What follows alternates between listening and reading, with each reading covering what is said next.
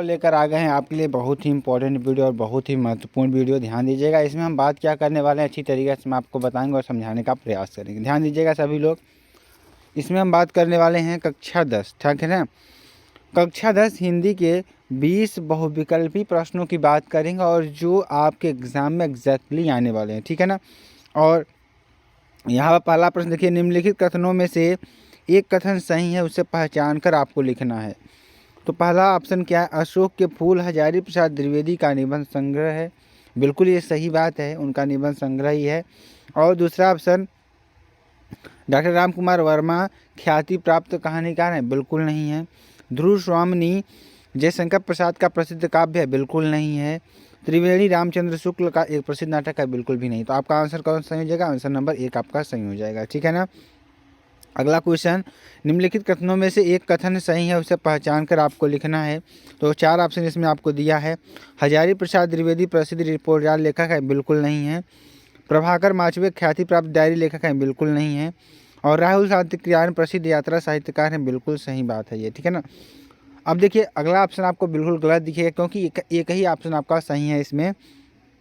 और कौन सा ऑप्शन सही है? आंसर नंबर सही है आपका, ठीक है ना। अगला क्वेश्चन, निम्नलिखित कथनों में से कथन सही है, उसे पहचान कर आपको लिखना है, ठीक है ना। तो ईर्ष्या तू न गई मेरे मन से रामधारी सिंह दिनकर का उपन्यास है। क्या लिखूं डॉक्टर राजेंद्र प्रसाद का निबंध है। अजंता जयप्रकाश भारती की कहानी है।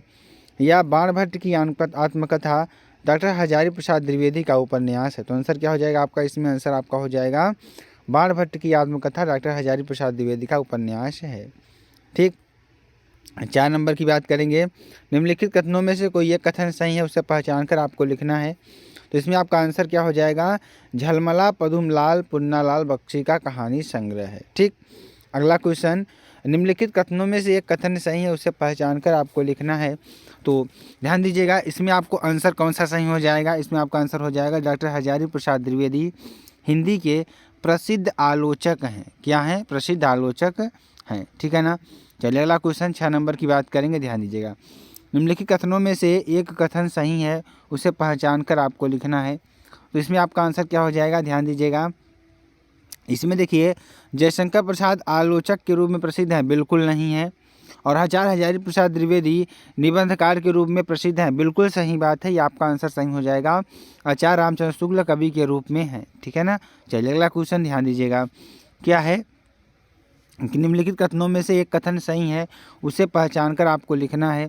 तो ध्यान दीजिएगा, यहाँ पर कुरुक्षेत्र जो है रामधारी सिंह दिनकर का काव्य ग्रंथ है, ठीक है ना। अगले क्वेश्चन की बात करेंगे, 8वें नंबर की बात करेंगे। ध्यान दीजिएगा, निम्नलिखित कथनों में से एक कथन सही है, उसे पहचान कर आपको लिखना है, ठीक है ना। तो ध्यान दीजिएगा, हजारी प्रसाद द्विवेदी निबंधकार के रूप में प्रसिद्ध हैं। बिल्कुल सही बात है, ये निबंधकार के रूप में प्रसिद्ध हैं। डॉक्टर लक्ष्मी सागर एक प्रसिद्ध कवि हैं। बिल्कुल नहीं है। कंकाल के लेखक गुलाब राय। बिल्कुल नहीं है। राजेंद्र प्रसाद का एक सफल नाटककार है। गलत बात है ये, ठीक है ना। चलिए अगला क्वेश्चन, निम्नलिखित कथनों में से एक कथन सही है, उसे पहचान कर आपको लिखना है। तो पहला ऑप्शन देखिए, आचार्य रामचंद्र शुक्ल निबंध समालोचना और इतिहास लेखन के लिए प्रसिद्ध है। बिल्कुल सही बात है, ये सब के लिए प्रसिद्ध है, ठीक है ना। अगला क्वेश्चन ध्यान दीजिएगा, अगला क्वेश्चन क्या है कि निम्नलिखित कथनों में से एक कथन सही है, उसे पहचान कर आपको लिखना है। तो देखिए, नदी प्यासी थी धर्मवीर भारती का क्या है? यह एक नाटक है, ठीक है ना। अगला क्वेश्चन, निम्नलिखित कथनों में से एक कथन सही है, उसे पहचान कर आपको लिखना है। तो ध्यान दीजिएगा, यहाँ पर 4 ऑप्शन आपको मिलेंगे। नंदुलारे वाजपेयी कहानीकार के रूप में प्रसिद्ध है, नहीं है, ठीक। गोदान प्रेमचंद का प्रसिद्ध काव्य संग्रह है। बिल्कुल नहीं है। बूंद और समुद्र के लेखक कौन है? अज्ञेय हैं। बिल्कुल नहीं।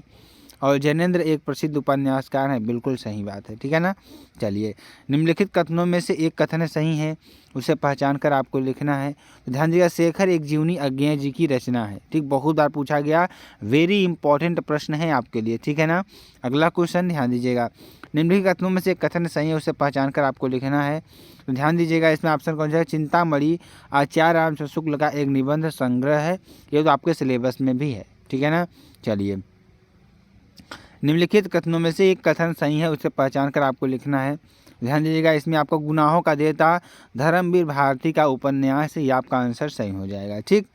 अगला, पंचांग के रचनाकार कौन है? तो पंचांग के रचनाकार कौन है? मथुरा नाथ शुक्ल हैं। कौन है? मथुरा नाथ शुक्ल जी हैं। ठीक, अगले क्वेश्चन की बात करेंगे। सारंगधर रचनाकार हैं। सारंगधर रचनाकार कौन है? तो सारंगधर किसके रचनाकार कौन है? हमीर रासो। ठीक, चलिए, हिंदी गद्य के प्राचीनतम प्रयोग किस भाषा में मिलते हैं? तो ध्यान दीजिएगा, राजस्थानी भाषा में मिलते हैं। ठीक, 19वीं शताब्दी में द्वितीय एवं तृतीय चरण में क्या कहा जाता था? इसे क्या कहता था? जागरण काल कहा जाता था। ठीक है ना। अगला, समीक्षा विधा कौन सी है? तो समीक्षा विधा भ्रमर गीत सार है। ठीक, आंधी, इरावती, तितली किस प्रकार की कृतियां हैं? तो ध्यान दीजिएगा, जयशंकर प्रसाद की। किसकी? जयशंकर प्रसाद की है। ठीक है ना। चलिए, तो ये आपके लिए पूरा का पूरा 20 प्रश्न है मेरे प्यारे बच्चा लोग, जो कि आपके एग्जाम में एग्जैक्टली आने वाले हैं। तो अगर आपको वीडियो पसंद आती है तो आप चैनल को लाइक, शेयर, कमेंट, सब्सक्राइब जरूर कर सकते हैं। फिर मिलते हैं नेक्स्ट वीडियो में नए टॉपिक के साथ। तब तक के लिए जय हिंद, जय भारत।